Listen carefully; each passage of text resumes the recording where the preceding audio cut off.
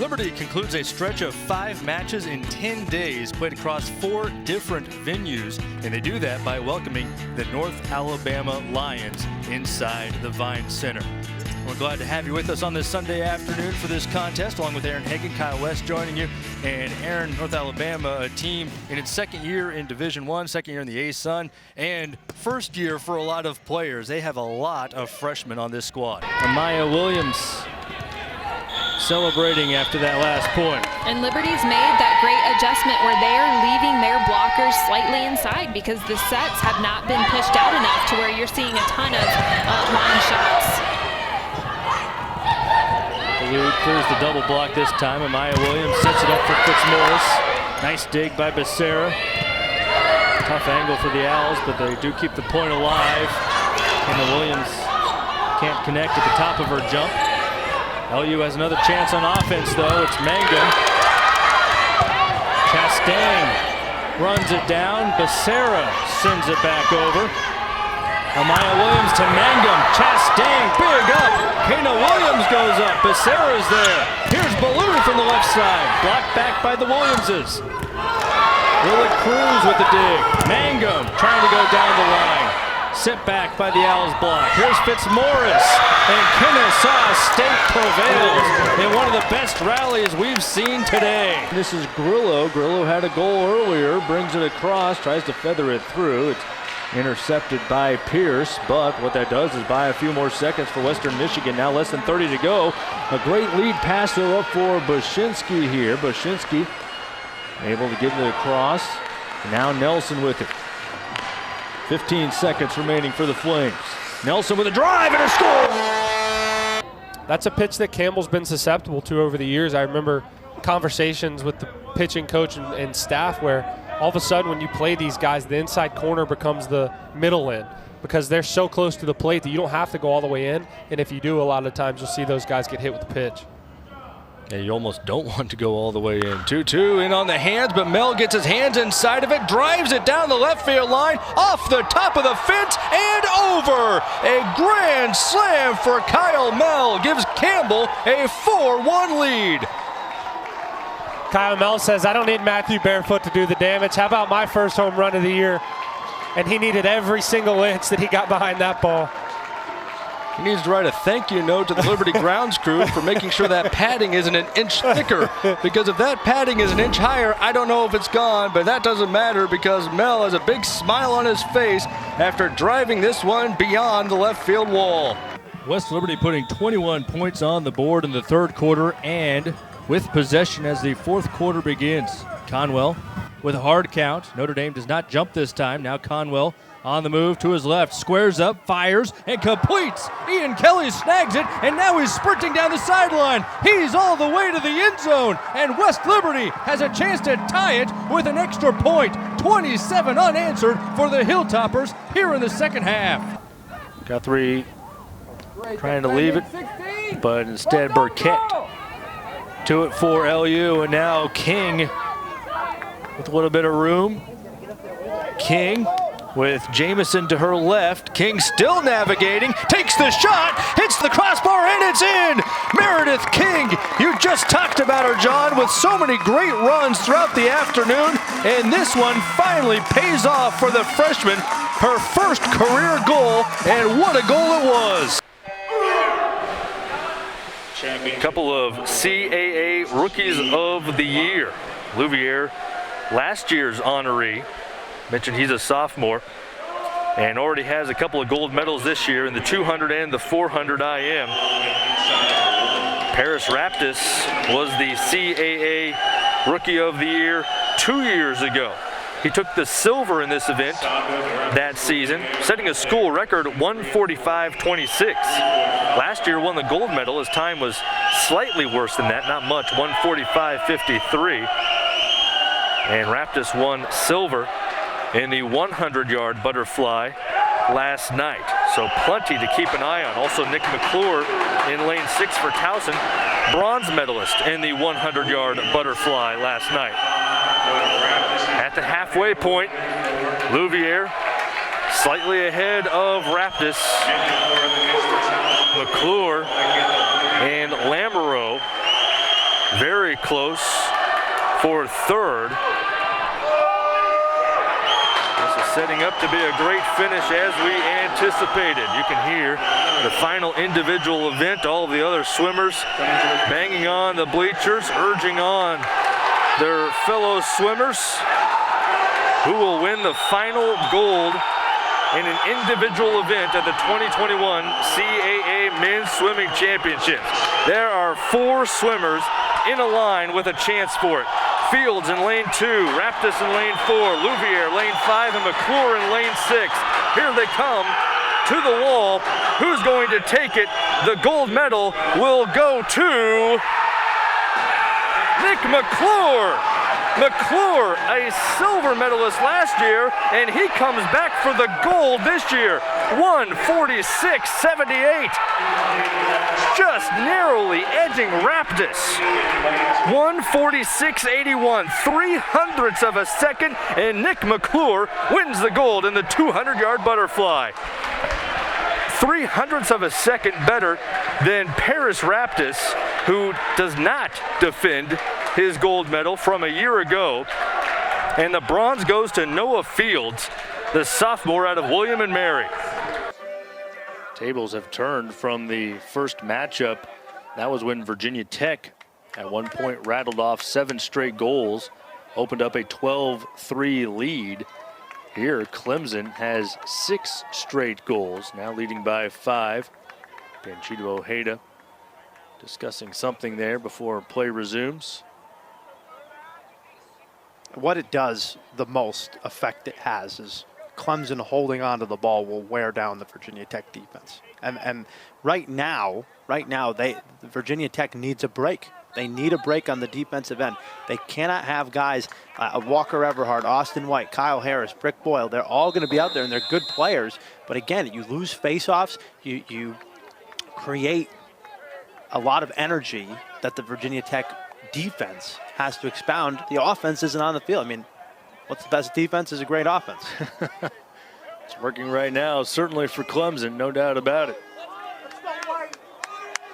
And now as we go inside of 2 minutes remaining in this opening quarter, Clemson has the luxury of being patient especially. But if you have a good shot and your name is Devin McIntyre, patience doesn't need to be a virtue. He has a hat trick in the first quarter.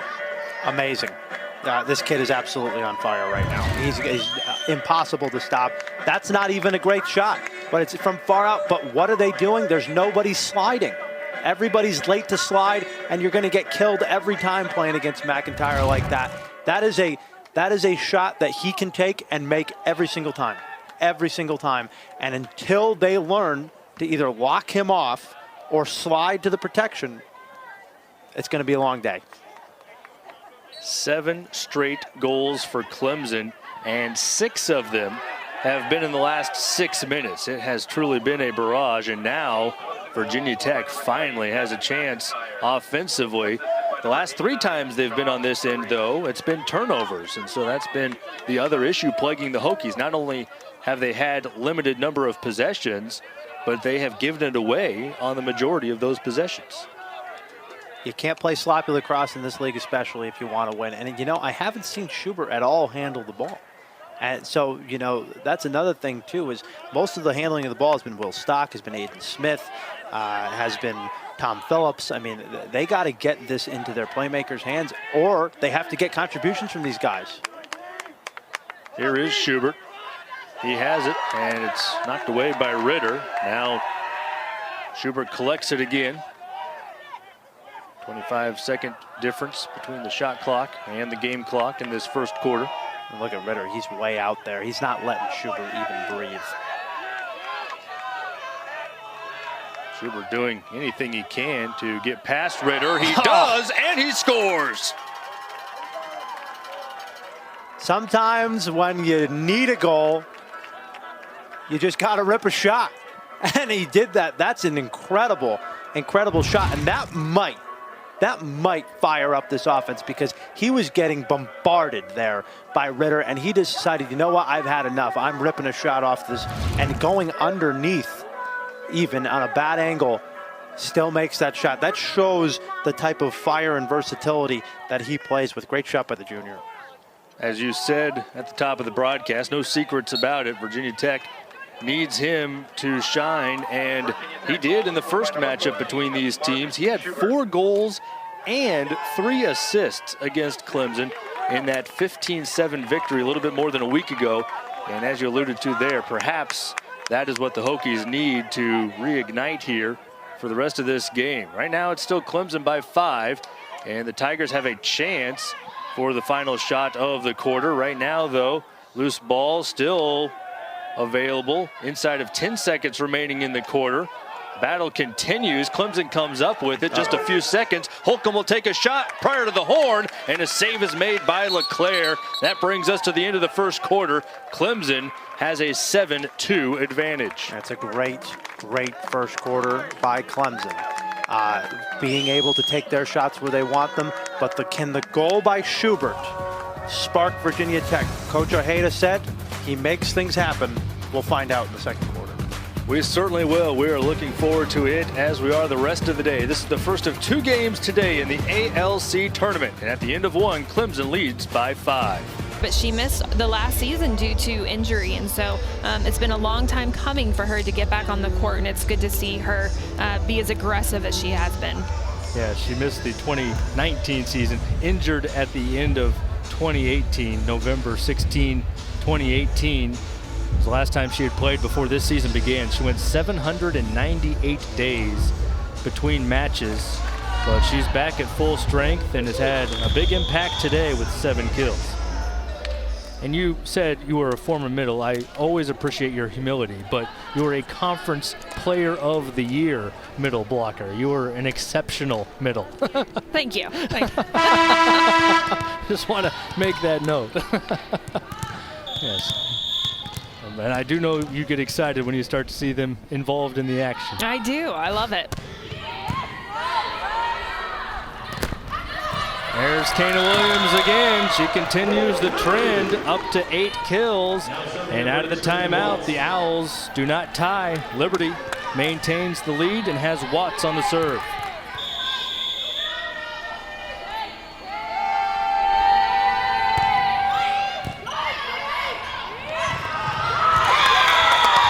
Parsons, not necessarily how you draw it up in the drills, but a point is a point. Back and forth. I'm telling you, it's a middle battle. You know, it's at that point of the match, though, right now, and in this set where you're creeping up on that 20-point mark, where you really have to focus on, you know, limiting unforced errors. Both teams pretty high in the service error category, but it's when you're this close and getting to the latter part of the set where those errors, they just can't happen. Fitzmaurice off the block. And she becomes the server. LU by 2 after this last point. Fitzmaurice doing a good job just keeping herself available, swinging when she gets the opportunity. Serves it into Becerra. Rejected by the double block. Kana Williams in on that as well. 4 blocks to go along with her 8 kills. She and Amaya Williams celebrating after that last point. And Liberty's made that great adjustment where they are leaving their blockers slightly inside because the sets have not been pushed out enough to where you're seeing a ton of line shots. Blue clears the double block this time. Amaya Williams sets it up for Fitzmaurice. Nice dig by Becerra. Tough angle for the Owls, but they do keep the point alive. Kana Williams can't connect at the top of her jump. LU has another chance on offense, though. It's Mangum. Chastain runs it down. Becerra sends it back over. Amaya Williams to Mangum. Chastain, big up. Kana Williams goes up. Becerra's there. Here's Ballou from the left side. Blocked back by the Williamses. Lily Cruz with the dig. Mangum trying to go down the line. Sent back by the Owls block. Here's Fitzmaurice, and Kennesaw State prevails in one of the best rallies we've seen today. Best rally of the match, hands down. Defense stellar on both sides, both teams aggressive. They continued to swing. We saw different plays and formations, whether we thought it was going to, Williams in the middle and then it's a flip back to the pipe to Fitzmaurice. So kudos to both sides. That was some really good volleyball.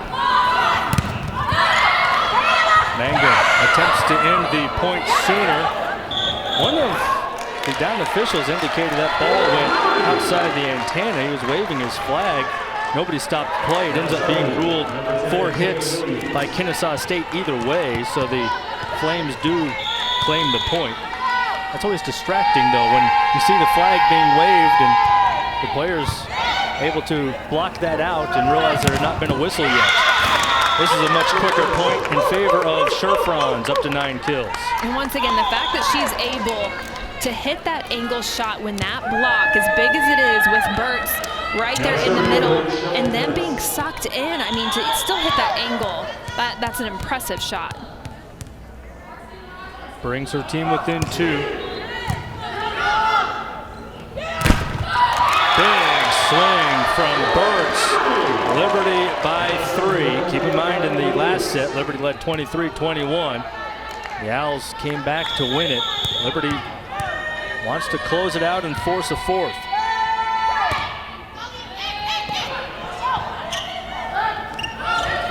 This time there on the set, and Liberty will have multiple chances to extend this to a 4th set.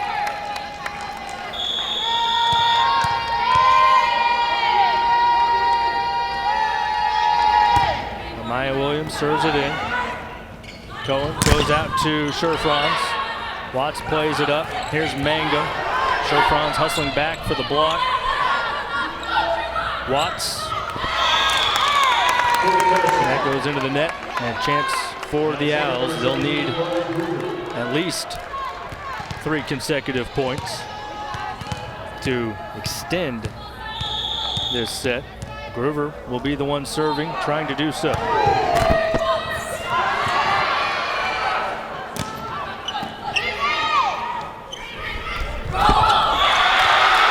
Sherfrons with the air, Liberty with the 3rd set, 25-21. The Flames do close it out, and this will go to a 4th.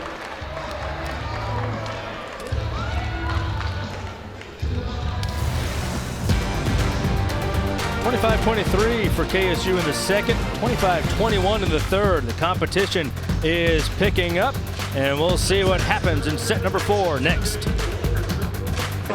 We've been treated to a fun first half so far, Kelly. Yeah, it's been a great pace of this game, and not necessarily in High Point's favor, although they are the team on top right now. High Point, of course, likes to take a little more deliberate game. They like to slow it down a bit, but Hampton loves that run and gun, and I think we're playing to Hampton's pace, but High Point has definitely not suffered because of it. 3 different Panthers players have 7 points apiece. Brandon Kamga, Jihad Proctor, Tim Cameron, while the usual 2 suspects for Hampton, Merrow with 15, Fisher with 8, combining for 23 of Hampton's 30. And here's Merrow at work again, drawing a foul. You wonder at some point if fouls are going to be a factor in this game, as every single time Merrow drives to the basket, he draws a lot of attention, and picking up fouls could be an issue for High Point. Merrow is so critical to this team's offense. Missed scoop shot by Fisher, the second component of that.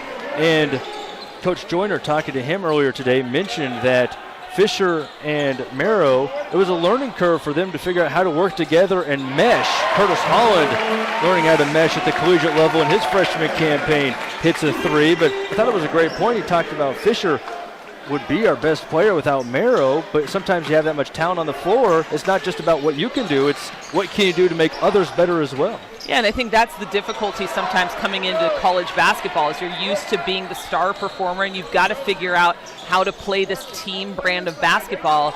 And I think probably it took Fisher a little bit more time to figure out his role and to find his place. But what I loved, Coach Joyner said that he is the best defender on the floor every single night, and he will always take the toughest assignment. And that's why you see him on Proctor right now. Kaylin Fisher has that in his bloodlines. His brother is Javon Carter, who was two-time National Defensive Player of the Year during his time at West Virginia. Brandon Kamga makes his 4th shot of the game to give him 9 points, but Javon Carter in that quote-unquote press Virginia, as they branded their style of basketball during that time.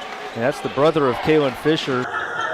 Bulldogs with it on the baseline, 14 to shoot. Facing a 4-point deficit. Rice, feet tangled up with Lewis.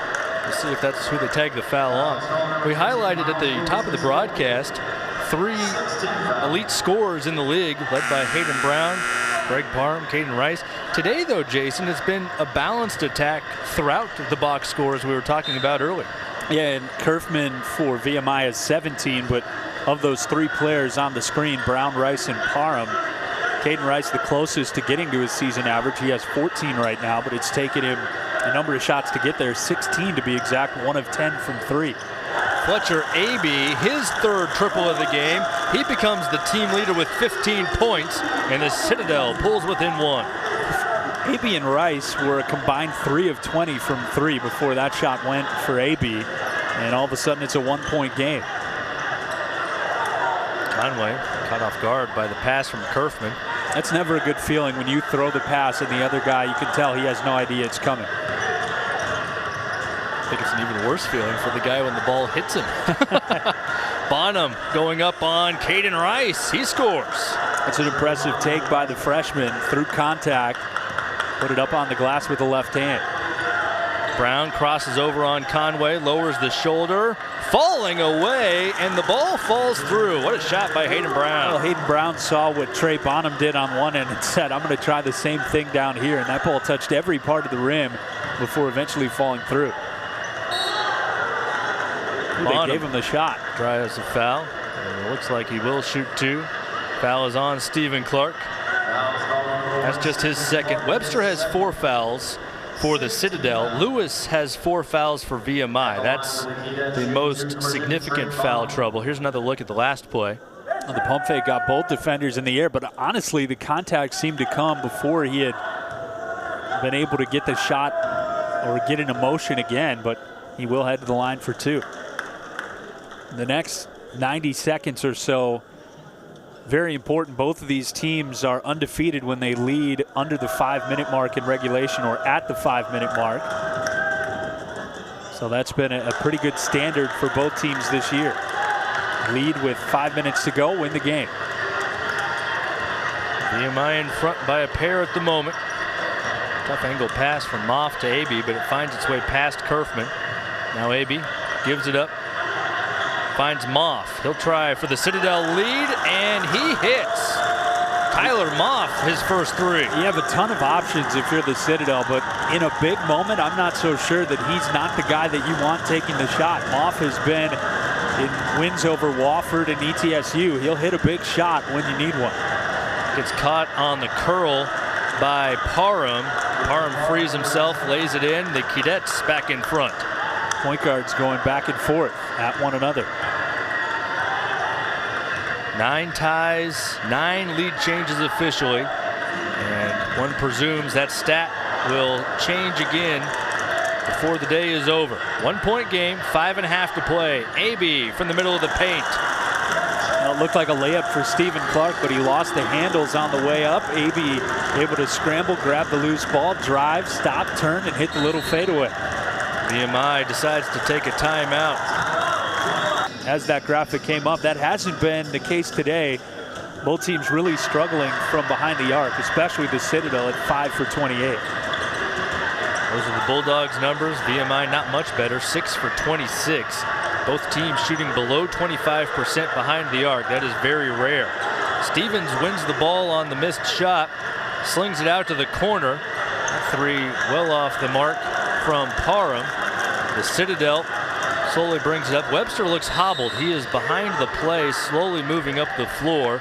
And now they whistle play dead as Webster will hobble off. He was boxing out with Stevens for that rebound, and after that sequence, he was not moving very well. Well, I was going to just say before he came up limping a little bit, or a little bit tender, that on a shot on either end, if you were to just watch Stevens and Webster just going at it under the basket, it has been a war down there, and Webster with 4 fouls. Stevens only has 1, so he's got an advantage.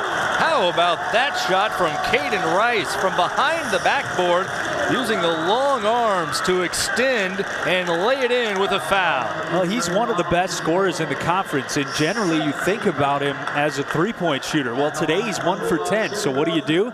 He's been able to cut backdoor, taking advantage of the defender trying to get up on him on the three-point line, and that's the 3rd or 4th time now that he's just gone baseline, and they've found him with a good bounce pass, and he's able to score on a reverse layup.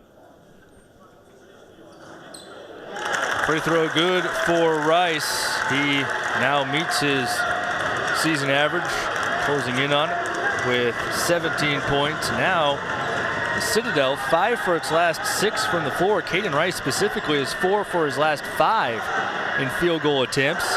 Stevens with an answer, his second 3, up to 16 points, 14 rebounds, another standout double-double for him. Well, he's such a handful in the paint that when he steps outside, you sort of relax. You don't have to deal with the physicality, and instead you relax and he hits a 3, and now he disrupts a dunk attempt by Hayden Brown. Citadel wanted the foul. Stevens showing off the physicality there. Now puts it on the deck, drives, leans in, a foul on this end, plus the bucket. VMI storms back into the lead. It looked like a travel. We'll have to see if we can slow it down later, but if he kept his pivot foot, an impressive finish after the pump fake and flyby. We anticipated the lead would change hands a few more times before this one was over. See if it does again in the final 4 minutes. It's a 1-point game right now.